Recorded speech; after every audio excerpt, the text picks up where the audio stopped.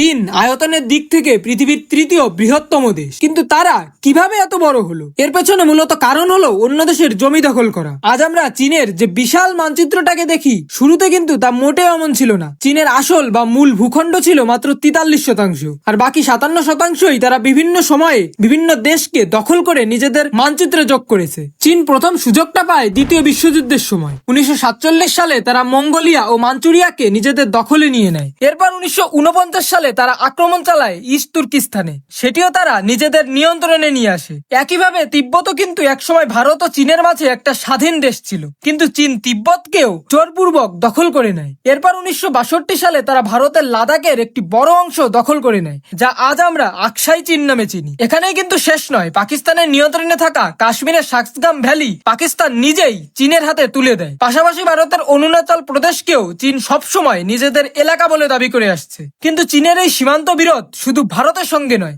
স্থল ও সামগ্রিক সীমান্ত নিয়ে আরো 17টি দেশের সঙ্গে চীনের বিরোধ রয়েছে।